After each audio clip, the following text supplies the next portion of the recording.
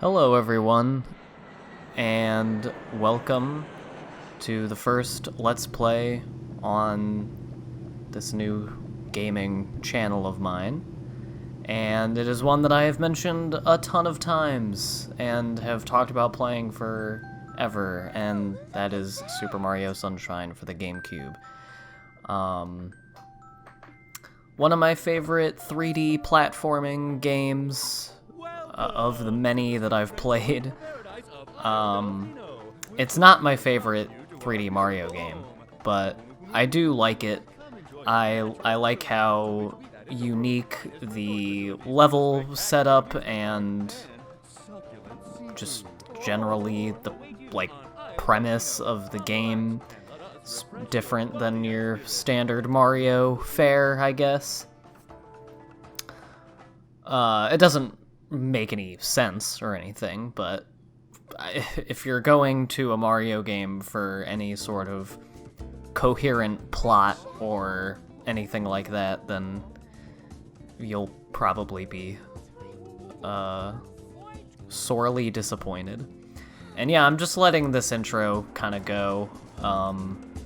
I think I'm gonna stop doing that now because I would like to actually complete some of the game in this first video. This is my practice file that I've been playing on. I'll just start on number B. But yeah, we do have a lot of cutscenes to get through, so I will be... I want to, jump right into things because, again, I'd like to get at least a couple shines in this one if I can help it. I have to be quick, though, for other reasons. I am in the process of moving out of my apartment right now. For some fucking reason, the lease for my apartment began last year on August 1st, which is the day this year that I'll be moving into my new apartment. But for some reason, the lease ends and I have to be out of this apartment on July 19th, so I'm just gonna be, living in limbo for 12 days with all of my shit in, tote bags and boxes. Just shoved at my girlfriend's parents' house, so, the amazing Philadelphia real estate world strikes once again.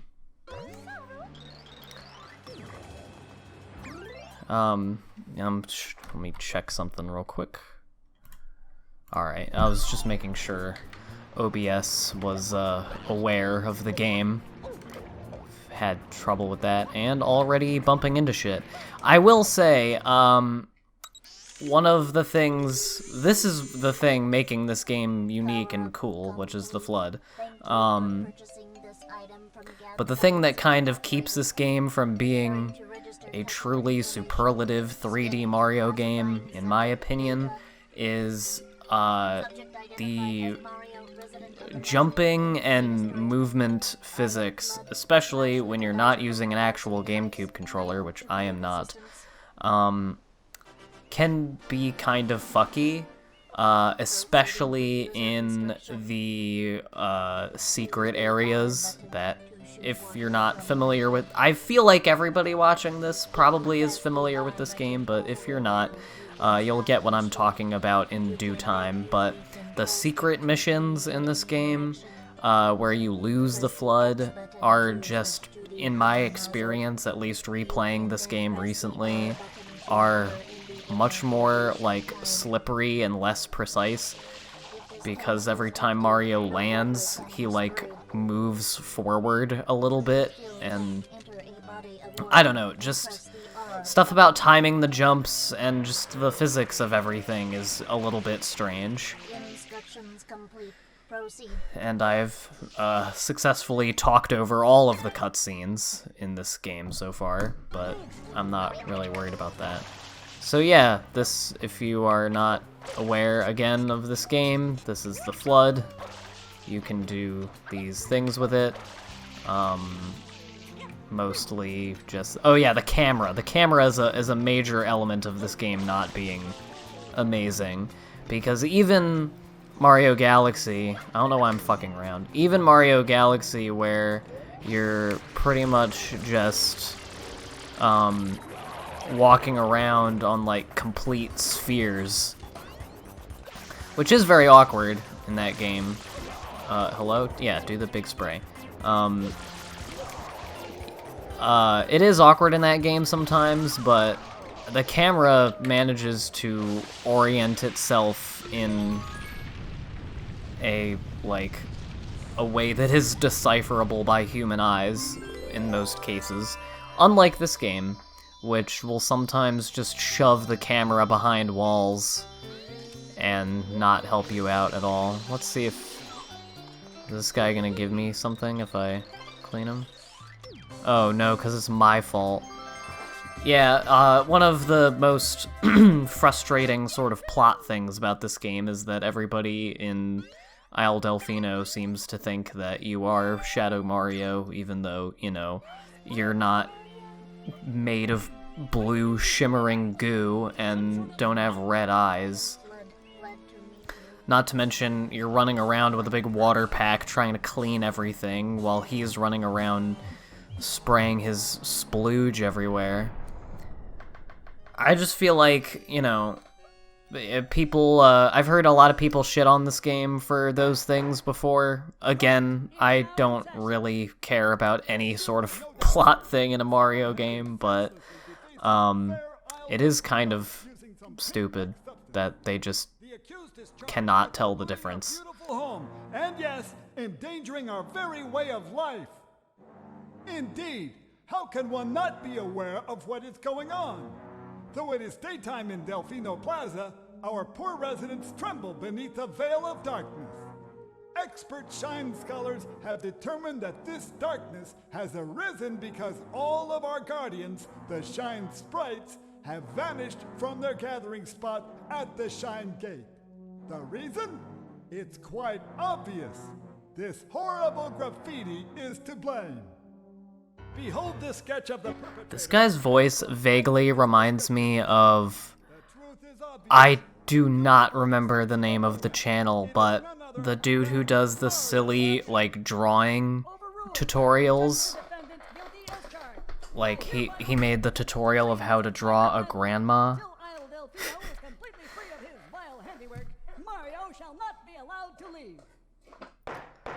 So, yeah, now we're doing this. And I am just thinking of how many more cutscenes there are before I get to actually do the first mission, and I'm sad. Data analysis verifies that the island's inhabitants are indeed troubled by pollution, but the pollution itself is not the main problem. Mario, you witnessed this object at the airstrip, correct? It is a Shine Sprite. Shine Sprites are the source of power on Isle Delfino. They used to gather in great numbers at the Shine Gate, but the graffiti incident has polluted the island and most of the Shine Sprites have fled. There is no longer any power to support the peaceful lifestyle of the islanders. It is most pitiable. The only way to ensure the return of the Shine Sprites is to keep the island from becoming any dirtier. The perpetrator is likely at work even as we speak. And you, Mario, are being treated as a criminal. Tomorrow we must do our best to resolve this situation. I am the master of, like, accidentally choosing yes on that menu, so I'm glad that I haven't done that yet. Yeah, so this is how it is. It feels like, for a while, every 3D Mario game was like, the intro was just getting longer with each game, which is funny because I feel like there's not that much to explain, at least not much that isn't kind of obvious. Like, clean it up. I mean, that makes sense. That's enough of an explanation for me. I'm getting covered in poop right now. Yeah, I'm getting covered in poop. Fuck. Oh my god. I already don't know what I'm doing. This is going swimmingly. These jellyfish are kind of the bane of my existence. At least in these first couple bits of the game. And yeah, now Mario's covered in shit. And now we have another cutscene. But yeah, like, the Mario Galaxy opening is long as fuck. Like, the whole process of just Bowser invading and stealing the castle is like 5 minutes on its own. And then you have to chase the bunnies, and then you have to listen to Rosalina talk for 10 minutes about how stars work. Basically just her saying, like, if you get stars, then you will complete the game. I like the handheld camera there. Okay, so yeah, that's something that I'm gonna have to contend with. I don't know if you could see that, but the GameCube controller, the R button, is the difference between merely pushing it like lightly and pushing it all the way in and clicking it, which do different things. Like, you can't move when it's clicked all the way down, or even a little bit of the way down. Why did that hurt me for so long? It's a little bit more difficult with this controller that I'm using. A little bit finicky. And so doing this little spray move, well, it's even harder if Shadow Mario sticks his ass in front of me, but yeah, doing that little move can be more trouble than it's worth. Are you gonna do the thing or what? Get over here and do the shit so that I can go in the level.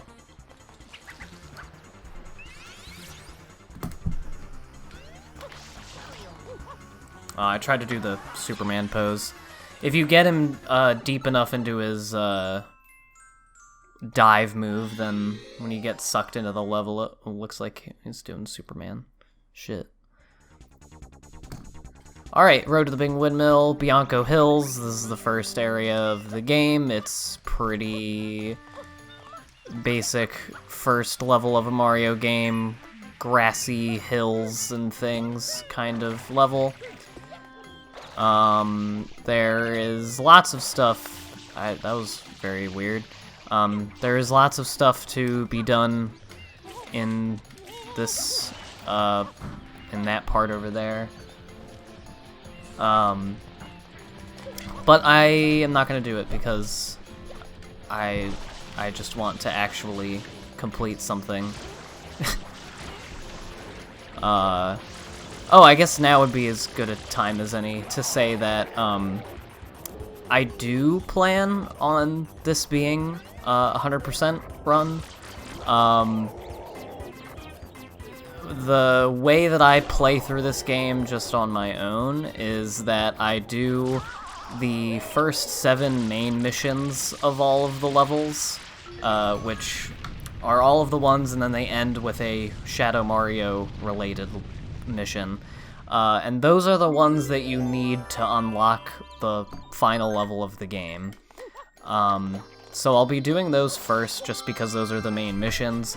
Then I'll go back and get the secret shines that are in every level, the shines that are in Delfino Plaza, the ones that are, like the 100 coin shines and all that. I'll be trying to get all the blue coins. Most of that, though, is kind of like backtracking, and like there's a lot of stuff, especially the blue coins in this game, that you complete it just by like spraying random shit in the level. And that will probably be like very editing heavy because no one wants to watch me like trek through an entire level just to do something for like 20 seconds. So that's why I'm splitting it up like that, just because I'd rather have the first bit of the LP be like the actual game and then do all of the extra shit on, you know, all on its own at once. If it becomes too annoying or anything like that, then I may abandon that if people don't care, or maybe I'll do the thing where I get to a certain point and finish the game, and then maybe I'll do all of the 100 coin shines and stuff like that on a stream. You never know. You can do lots of stuff. I shouldn't save after all of these, but these are all very easy and out in the open to get, so I feel like I might as well while I'm over here.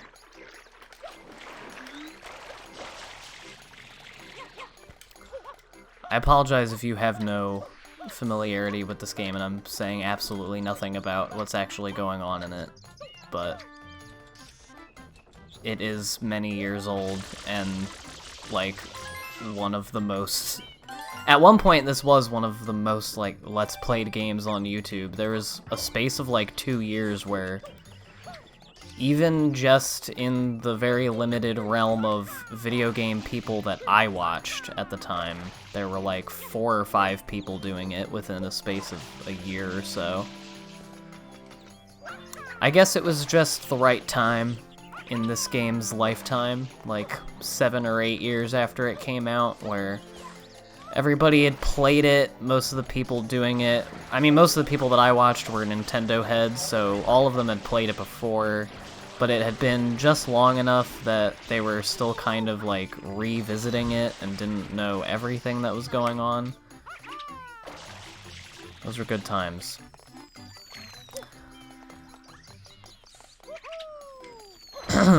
I'll forever miss like 2008 to 2010 YouTube. That was prime time to be on this website. Motherfuck. Oh yeah, I guess I should also say that the last things that I Let's Played were SpongeBob games. I'm far worse at this game than I am at those. But I have been surprising myself on my practice file with how, like, not garbage I have been. The thing that's been throwing me off more is how much bullshit about, like, the physics and everything of this game that I forgot about. I'm going to get pushed off by this. I just like using that because it's easier to aim that way. I'm trying to think of other, like, first video of the series things that should get out of the way. I mean, I guess I should comment that this is one of the games, along with the 2 SpongeBob ones I did on the other channel. This was one of the first ones that I ever had any desire to LP at all, and I fucked that up. Oh, amazing. Alright. Okay, let's not take 500 years to get up to the easiest boss of all time.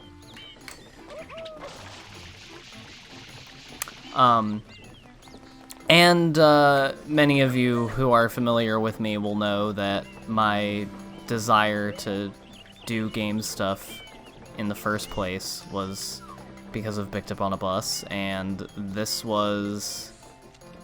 I think this was the first Let's Play, like full Let's Play that I've watched all the way through as it was going on.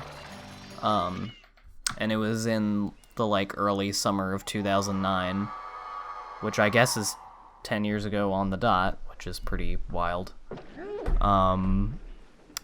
Yeah, I had never heard of this game before that, and so it introduced me to both this game and the concept of Let's Playing in general. And I think I bought a GameCube specifically just so I could play this game because of that LP. And so yeah, here I am, living out my 2000... Are you shitting me? Living out my 2009 quest to always do what Picked Up on a Bus was doing at the time, but just 10 years later, and with not at all the same motivation. Not to say I have less motivation, it's just the reason I want to do this now is different than I want to imitate the man on YouTube. Just completely ignore the whole progression of this boss while I'm talking. But yeah, this is Petey Piranha, also known as the character that is in every single Mario game after this for some reason.